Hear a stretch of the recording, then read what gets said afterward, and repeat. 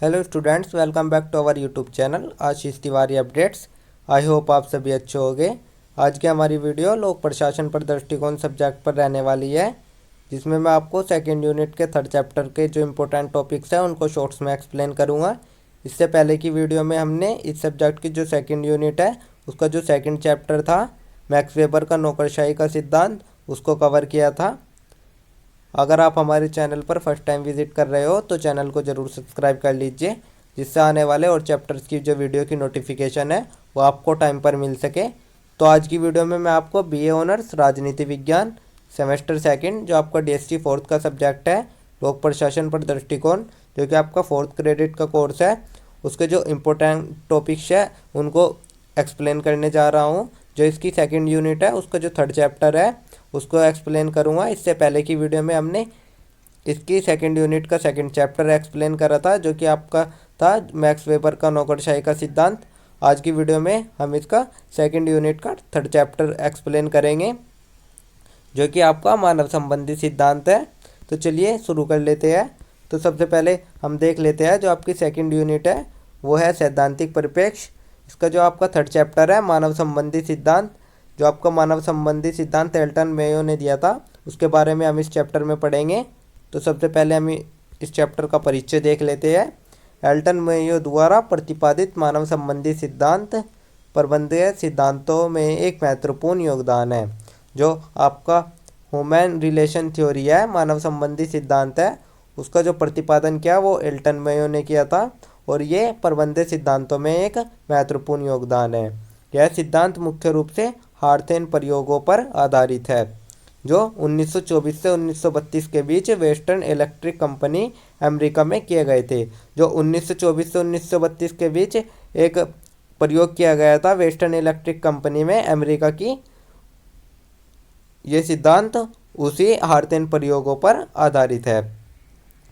जो Elton Mayo जी है उनका ये सिद्धांत बताता है कि कर्मचारियों की भावात्मक और सामाजिक आवश्यकताओं को समझकर संगठनों में संतोषजनक कार्य वातावरण बनाया जा सकता है।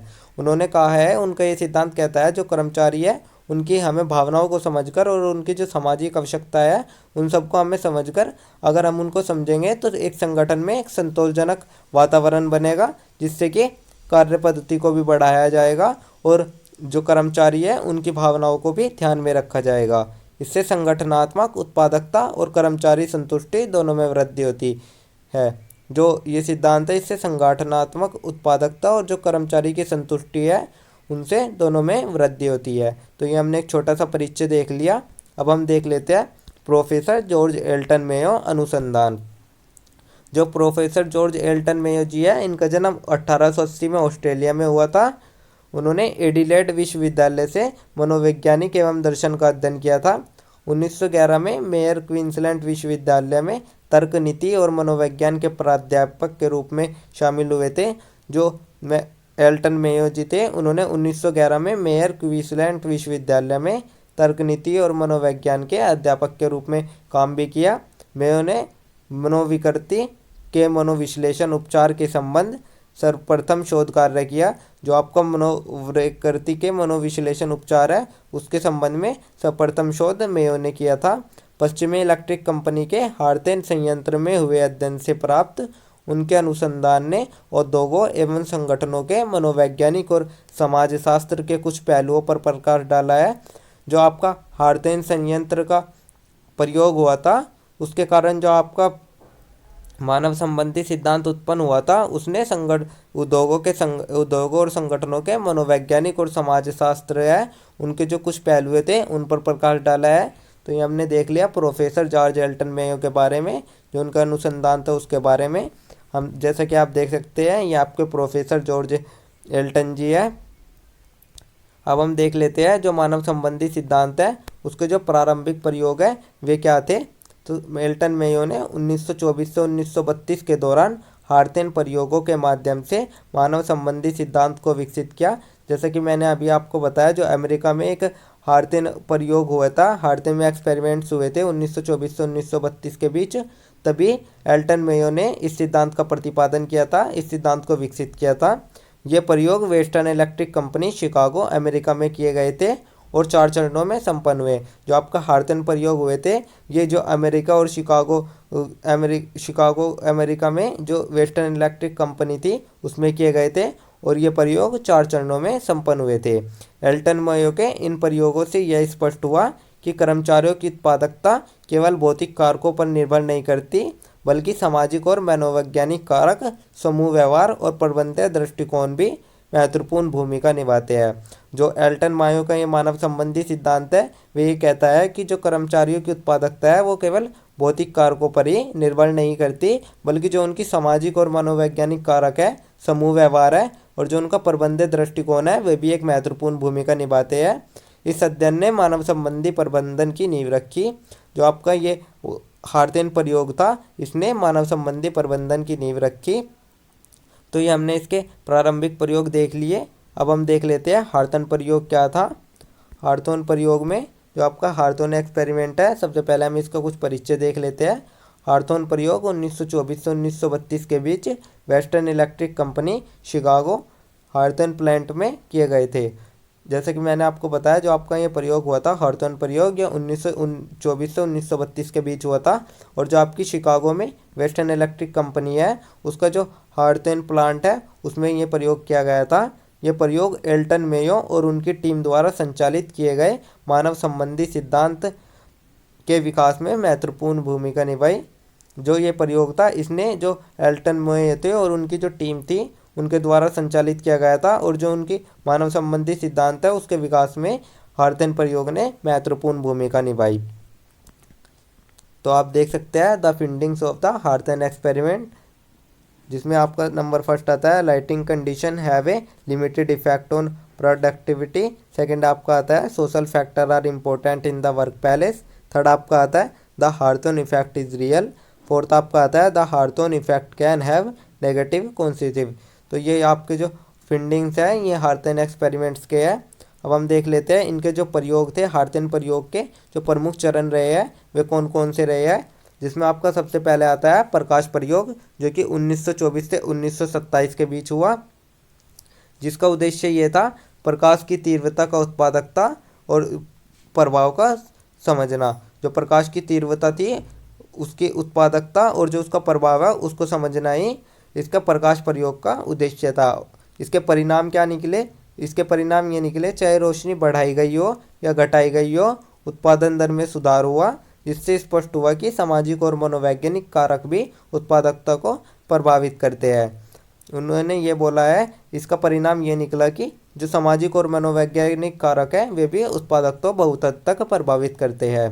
दूसरा आपके जो इनके प्रयोग के चरण रहे थे वो दूसरा रहा रिले असेंबली टेस्ट रूम प्रयोग, relay assembly test room experiment, जो कि आपका 1927 से 1929 के बीच हुआ, जिसका उद्देश्य ये था कार्य परिस्थितियों, वेतन, आराम समय, भोजन अवकाश आदि का कर्मचारियों की उत्पादकता पर प्रभाव समझना।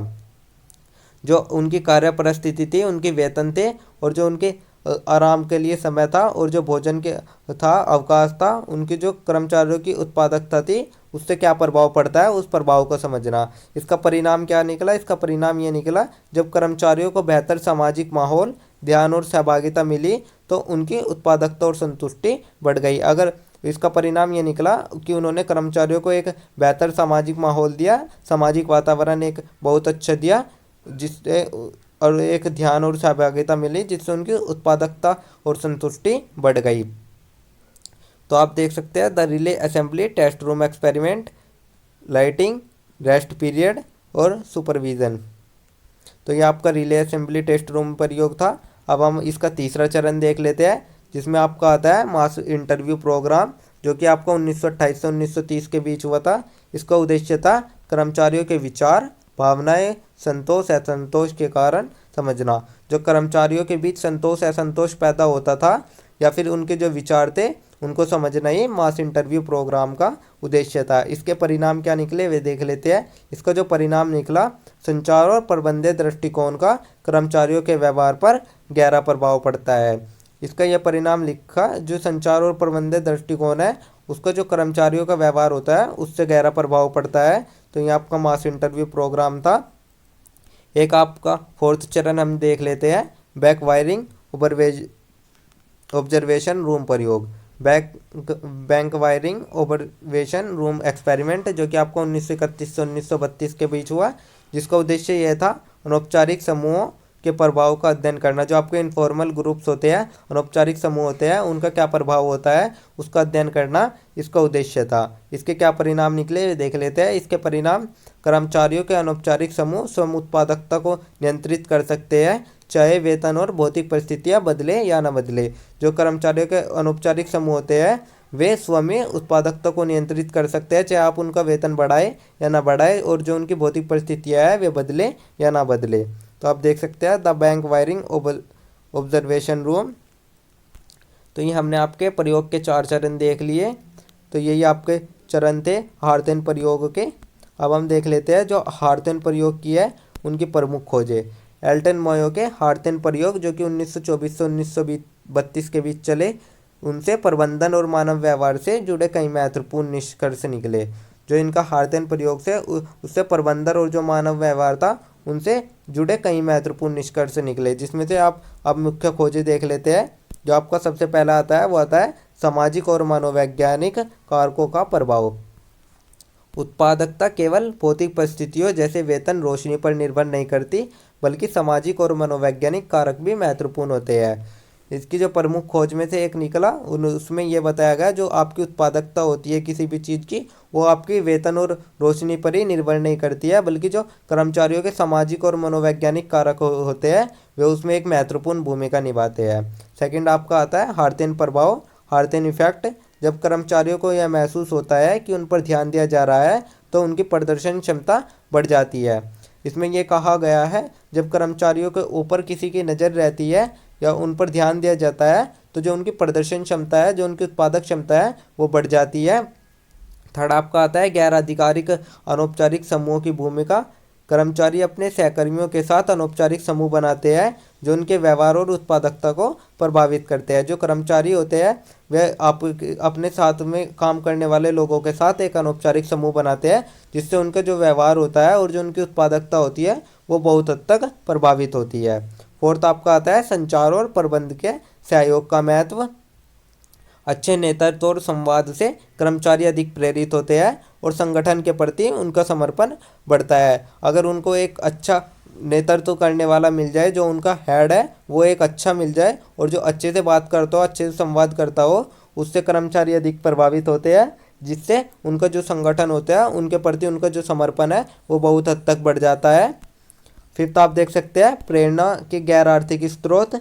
वेतन बढ़ाने से ज़्यादा सम्मान, मान्यता और सहभागिता से कर्मचारी अधिक प्रेरित होते हैं। उन्होंने बोला है कि जो कर्मचारी होते हैं उनको अधिक से अधिक सम्मान, मान्यता और सहभागिता देंगे तो वे अधिक प्रेरित होंगे, ना कि वेतन बढ़ाने से वे ज़्यादा प्रेरित होंगे। सिक्स्थ आप देख सकते हैं कार्यस्थल पर समूह गतिशीलता का प्रभाव। सहकर्मी दबाव और समूह के नियम कर्मचारी के प्रदर्शन को नियंत्रित कर सकते हैं, चाहे प्रबंधन की नीतियाँ कुछ भी हो। जो सहकर्मी दबाव होता है और समूह के नियम कर्मचारी होते हैं वे प्रदर्शन को नियंत्रित कर सकते हैं, चाहे प्रबंधन की नीतियाँ कुछ भी हो। तो ये हमने कुछ मुख्य खोजें देख ली हार्तन प्रयोग की। अब हम देख लेते हैं जो आपका मानव संबंधी सिद्धांत है एल्टन मोयो जी का, उसमें जो आपके चेस्टर आई बेर्नार्ड थे उनका यह क्या योगदान रहा है तो देख लेते हैं। चेस्टर आई बेर्नार्ड एक अमेरिकी प्रबंधन विचारक थे जिन्होंने the function of the executive 1938 पुस्तक में संगठन और नेतृत्व पर अपने विचार प्रस्तुत किए। उनका योगदान मानव संबंधी सिद्धांत को विकसित करने में महत्वपूर्ण रहा। जो आपके चेस्टर आई बेर्नार्ड थे वे एक अमेरिकी प्रबंधन विचारक थे। उन्होंने एक पुस्तक लिखी थी the function of the executive 1938। उस पुस्तक में उन्होंने संगठन और नेतृत्व के जो विचार थे वे प्रस्तुत किए, जिससे मानव संबंधी सिद्धांत को विकसित करने में बहुत ही महत्वपूर्ण योगदान रहा। तो ये आपका चेस्टर आई बेर्नार्ड जी का योगदान रहा मानव संबंधी सिद्धांत में। जैसा कि आप देख सकते हैं ये आपके चेस्टर आई बेर्नार्ड जी है। अब इनके हम कुछ मुख्य योगदान देख लेते हैं। तो जिसमें आपका आता है सबसे पहले संगठन की परिभाषा। बेर्नार्ड के अनुसार संगठन एक प्रणाली है जहां लोग एक साझा उद्देश्य के लिए सहयोग करते हैं। उन्होंने जो संगठन को बताया है, उन्होंने संगठन को एक प्रणाली के रूप में परिभाषित किया है जहां पर जो कर्मचारी होते हैं या लोग होते हैं वे एक साझा उद्देश्य के लिए सहयोग करते हैं। सेकंड, उन्होंने बताया सहयोग और संचार का महत्व। संगठनों की सफलता प्रभावी संचार और कर्मचारियों के सहयोग पर निर्भर करती है। जो संगठन होते हैं उनकी जो सफलता होती है वो प्रभावी संचार और जो कर्मचारियों का सहयोग होता है उस पर निर्भर करती है। थर्ड आपका आता है स्वीकृति का अधिकार, ऑथोरिटी ऑफ एक्सेप्टेंस। उन्होंने कहा कि जो प्राधिकरण होती है, जो अथॉरिटी होती है, वो तभी प्रभावी होती है जब कर्मचारी इसे अपनी इच्छा से स्वीकार करते हैं। फोर्थ आपका आता है प्रेरणा और नेतृत्व। कर्मचारियों को मनोवैज्ञानिक और सामाजिक आवश्यकताओं को समझना आवश्यक है। प्रभावी नेतृत्व संगठन को मजबूत बनाता है। उनका जो एक मुख्य योगदान रहा, उन्होंने ये भी बताया जो कर्मचारी होती है उनके जो मनोवैज्ञानिक और सामाजिक आवश्यकता होती है, जो उनकी भावनाएं होती है, उनको समझना बहुत ही आवश्यक है। जो प्रभावी नेतृत्व संगठन को बहुत हद तक मजबूत बनाता है। फिफ्थ आपका आता है अनौपचारिक संगठन।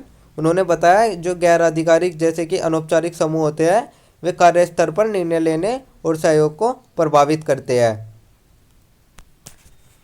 तो ये मानव संबंधी सिद्धांत में हमने चेस्टर आई बेनोट जी का योगदान देख लिया। अब हम देख लेते हैं जो मानव संबंधी सिद्धांत है उनके कुछ निष्कर्ष देख लेते हैं, उनके क्या निष्कर्ष निकले।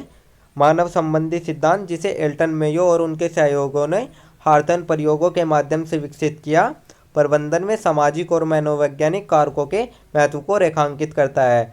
इसमें बताया गया है जो आपके मानव संबंधी सिद्धांत है जिनको एल्टन मेयो और उनके सहयोगियों ने हार्थन प्रयोगों के माध्यम से विकसित किया था, उसने सामाजिक और मनोवैज्ञानिक कारकों के जो महत्व थे उनको बहुत हद तक रेखांकित किया, उनको प्रकाशित किया। तो अब हम इसके कुछ मुख्य निष्कर्ष देख लेते हैं, जिससे कि पहला आपका निष्कर्ष आता है जो आपके सामाजिक और मनोवैज्ञानिक कारक थे उन पर प्रभाव पड़ा। कर्मचारियों की उत्पादकता केवल वेतन और भौतिक सुविधाओं पर निर्भर नहीं करती, बल्कि सामाजिक संबंध, संचार और मनोवैज्ञानिक प्रेरणा भी महत्वपूर्ण है।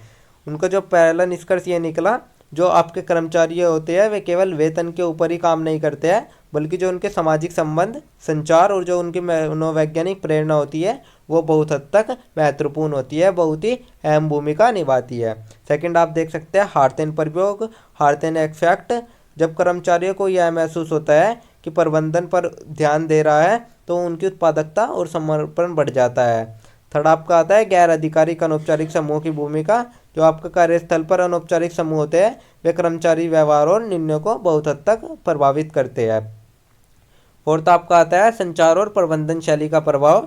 जो आपका प्रभावी संचार और सहयोगी नेतृत्व कार्य वातावरण को सकारात्मक बनाता है, जिससे कि कर्मचारी काम करने के लिए प्रेरित होते हैं। फिफ्थ आपका आता है प्रेरणा के गैर आर्थिक स्रोत, जो कि सम्मान, मान्यता, सहभागिता और अच्छा कार्य वातावरण ये आते हैं इसमें। सिक्स्थ आपका आता है नेतृत्व और सहयोग का महत्व। प्रबंधकों को कर्मचारियों के साथ सकारात्मक संबंध बनाने और संगठनात्मक लक्ष्यों को शामिल करने पर ध्यान देना चाहिए। जो आपका प्रबंधक होता है, हेड होता है, उनको कर्मचारियों के साथ एक अच्छा संबंध बनाने और जो उनका संगठनात्मक लक्ष्य है उसको शामिल करने के लिए एक अच्छा संबंध बनाए रखना चाहिए। तो इसके ये कुछ मुख्य निष्कर्ष निकले। अब हम इसके देख लेते हैं जो आपका मानव संबंधी सिद्धांत है वो शास्त्रीय सिद्धांत से किस प्रकार से अलग है, उनमें क्या तुलनाएं हैं वे देख लेते हैं। शास्त्रीय सिद्धांत मुख्य रूप से एफ.डब्ल्यू. टेलर, हेनरी फेयोल और मैक्स वेबर द्वारा प्रतिपादित किया गया। जो आपका शास्त्रीय सिद्धांत है वो एफ.डब्ल्यू. टेलर, हेनरी फेयोल और जो मैक्स वेबर थे उनके द्वारा विकसित किया गया, उनके द्वारा प्रतिपादित किया गया। जो संगठन को एक मशीन की तरह देखता है, इसमें कार्य विभाजन, पदानुक्रम, अनुशासन और नियमों पर जोर दिया जाता है। जो आपका शास्त्रीय सिद्धांत है ये जो संगठन होते हैं, संघ होते हैं, उनको एक मशीन की तरह देखता है, उनकी भावनाओं को नहीं समझता है, जिसमें कार्य विभाजन, पदानुक्रम, अनुशासन और नियमों पर जोर दिया जाता है। यह मानता है कि आर्थिक प्रोत्साहन और कड़े नियंत्रण से उत्पादकता बढ़ाई जा सकती है। जो शास्त्रीय सिद्धांत है वो ये कहता है कि जो आपका आर्थिक प्रोत्साहन और कड़ा नियंत्रण है उससे उत्पादकता बढ़ाई जा सकती है। और जो आपका मानव संबंधी सिद्धांत है उसको एल्टन मेयो और चेस्टर बेनोर्ड ने विकसित किया था और वो इस विचार को चुनौती देता है, क्योंकि जो ये मानव संबंधी सिद्धांत है वो ये कहता है कर्मचारियों के सामाजिक और मनोवैज्ञानिक कारक, अनौपचारिक समूह, प्रेरणा और संचार उनकी उत्पादकता को प्रभावित करते हैं। उन जो वैज्ञानिक मानव संबंधी सिद्धांत है उनके अनुसार अच्छे कार्य संबंध, सम्मान और सहभागिता से जो कर्मचारियों का उत्साह बढ़ता है और संगठन अधिक प्रभावशाली बनता है उससे ही जो उत्पादकता है वो उत्पादकता बढ़ती है। एक हम देख लेते हैं, शास्त्रीय सिद्धांत यांत्रिक और नियम आधारित दृष्टिकोण अपनाता है, जबकि जो मानव सिद्धांत होता है वो सहयोग और प्रेरणा पर जोर देता है। जो आपका शास्त्रीय सिद्धांत होता है वो मशीनों पर ज़्यादा आधारित होता है, बल्कि जो मानव संबंधी सिद्धांत होता है वो मानव के द्वारा ही जो उनके सहयोग होते हैं और प्रेरणा होती है उन पर अधिक जोर देता है। आधुनिक प्रबंधन में दोनों सिद्धांतों का संतुलित उपयोग किया जाता है ताकि संगठन प्रभावी बना रहे और कर्मचारी संतुष्ट रहे। जो आपका आधुनिक प्रबंधन है उसमें जो आपका ये शास्त्रीय सिद्धांत है और जो आपका मानव संबंधी सिद्धांत है, इनको दोनों का ही उपयोग किया जाता है एक संतुलन के तौर पे। जो आपका संगठन है जिससे कि संगठन आपका प्रभावशाली बना रहे और जो कर्मचारी है वे संतुष्ट रहे। तो ये हमने देख लिया मानव संबंधी सिद्धांत और शास्त्रीय सिद्धांत के बीच क्या तुलना थी, क्या अंतर थे। अब हम जो मानव संबंधी सिद्धांत है एल्टन मेयो का, उसका कुछ मूल्यांकन कर लेते हैं, जिसमें आप सबसे पहले हम उसके सकारात्मक पक्ष देख लेते हैं, जिसमें आपका फर्स्ट आता है कर्मचारियों की मनोवैज्ञानिक और सामाजिक आवश्यकताओं को महत्व दिया गया। यह सिद्धांत बताता है कि उत्पादकता केवल वेतन या भौतिक परिस्थितियों पर निर्भर नहीं करती, बल्कि प्रेरणा, संचार और कार्य संबंधों का भी प्रभाव पड़ता है। इसका जो सबसे पहला सकारात्मक पक्ष था वो ये निकला कि जो कर्मचारी है वे केवल वेतन के ऊपर ही उत्पादकता नहीं बढ़ाते हैं, बल्कि उनके साथ जो उनकी प्रेरणा, संचार और कार्य संबंध होते हैं उनसे भी उनकी उत्पादकता पर बहुत अधिक प्रभाव पड़ता है। सेकंड आपका आता है प्रबंधन में सहभागिता और सहयोग को बढ़ावा दिया। कर्मचारियों को निर्णय प्रक्रिया में शामिल करने से उनकी संतुष्टि और समर्पण बढ़ा। सेकंड आपका जो सकारात्मक पक्ष आता है वो ये आता है जो कर्मचारी है उनको निर्णय प्रक्रिया में शामिल किया गया, जिससे कि कर्मचारियों के अंदर संतुष्टि और समर्पण बहुत हद तक बढ़ गया। थर्ड आपका आता है गैर आधिकारिक समूह की भूमिका को पहचाना। कार्यस्थल पर अनौपचारिक समूह भी कर्मचारियों के व्यवहार और उत्पादकता को प्रभावित करते हैं। फोर्थ आपका आता है आधुनिक प्रबंधन पद्धतियों का आधार बना।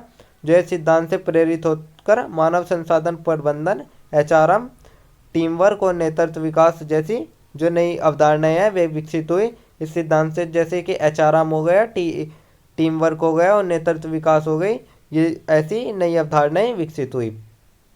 अब हम इसके कुछ नकारात्मक पक्ष भी देख लेते हैं, जिसमें से सबसे ज़्यादा आता है अत्यधिक भावात्मक दृष्टिकोण। यह सिद्धांत कर्मचारियों की भावनाओं और संबंधों पर अधिक जोर देता है, जबकि कभी कभी व्यावसायिक लक्ष्यों और नियमों को भी आवश्यकता होती है। जो आपका ये सिद्धांत है ये कर्मचारियों की भावनाओं और संबंधों पर बहुत अधिक जोर देता है, बल्कि कभी कभी व्यावसायिक लक्ष्यों और नियमों की भी आवश्यकता होती है। सेकंड आपका आता है उत्पादक बढ़ाने के अन्य कारकों की अनदेखी। इसमें जो आपके उत्पादक बढ़ाने के अन्य कारक होते हैं उनकी अनदेखी कर दी जाती है। केवल सामाजिक संबंध महत्वपूर्ण है, लेकिन जो प्रौद्योगिकी, कौशल, वेतन और संगठनात्मक संरचना है उनका भी उत्पादकता पर बहुत हद तक प्रभाव पड़ता है। थर्ड आपका आता है हर संगठन के लिए समान रूप से उपयुक्त नहीं। सभी कार्यस्थल पर लोकतांत्रिक नेतृत्व और अनौपचारिक समूह का प्रभाव समान नहीं होता, खासकर जहां शक्ति नियम आवश्यक होते हैं। कुछ आपके ऐसे कार्यस्थल होते हैं, कुछ ऐसी जगह होती है जहां पर सख्त नियम आवश्यक होते हैं, वहां पर ये बहुत हद तक उपयुक्त नहीं है। तो आपने ये कुछ सकारात्मक पक्ष और नकारात्मक पक्ष देख लिए। अब हम इसका एक छोटा सा निष्कर्ष लिख लेते हैं ताकि हमें आंसर राइटिंग में बहुत अधिक उपयोगी साबित हो। जो एल्टन मायो के मानव संबंधी सिद्धांत है उसकी कुछ कमियां हैं, परंतु इसके बावजूद भी जो संगठन व्यवहार के विकास में यह एक मील का पत्थर माना जाता है। संगठन सिद्धांत में उनके पर्याप्त संचार प्रणाली, सहभागी प्रबंधन, अनौपचारिक संगठन का महत्व और दूसरों के बीच संगठन का मानवीय पक्ष संबंधी विचार काफ़ी महत्वपूर्ण है। जो उनके विचार है उनसे नव मानव संबंधी सिद्धांत में आगे विकास हुआ, विशेष तौर से जैसे Abraham Maslow, Douglas McGregor, Frederick Herzberg, Chris Argyris जो कार्य योजना और प्रबंधन के विश्लेषण है ये विकसित हुए। तो ये हमने एक इसका छोटा सा निष्कर्ष देख लिया। तो ये था आपका सेकेंड यूनिट का थर्ड चैप्टर मानव संबंधी सिद्धांत, जिसको मैंने आपको एक्सप्लेन कर दिया है। आई होप आप सभी को समझ आ गया होगा। यहीं पर मैं आप सभी से एक क्वेश्चन पूछता हूँ, आप सभी स्टूडेंट उस क्वेश्चन का आंसर शॉर्ट्स में कमेंट बॉक्स में ज़रूर बताना। तो आज का हमारा क्वेश्चन ये रहने वाला है, जो आपका एल्टन मायो का मानव संबंधी सिद्धांत है उसकी क्या विशेषताएं रही है, जो उनकी अच्छी बातें हैं, सकारात्मक पक्ष है, उसको आप शॉर्ट्स में ज़रूर एक्सप्लेन करिएगा। तो आप सभी स्टूडेंट्स कमेंट बॉक्स में अपना आंसर ज़रूर दें। अब नेक्स्ट वीडियो आपके सेकंड चैप्टर के 4th चैप्टर की रहने वाली है। और अगर आपको ये नोट्स चाहिए तो आप हमारा टेलीग्राम चैनल ज्वाइन कर लीजिए, वहाँ आपको ये नोट्स मिल जाएंगे। और अगर आप में से किसी का भी कोई डाउट या क्वेरी है तो आप कमेंट सेक्शन में या हमारे इंस्टा पेज को फॉलो करके वहाँ पर पूछ सकते हैं। और डेली अपडेट्स के लिए आप सभी हमारा व्हाट्सएप चैनल ज्वाइन कर लीजिए। Thank you, have a good day.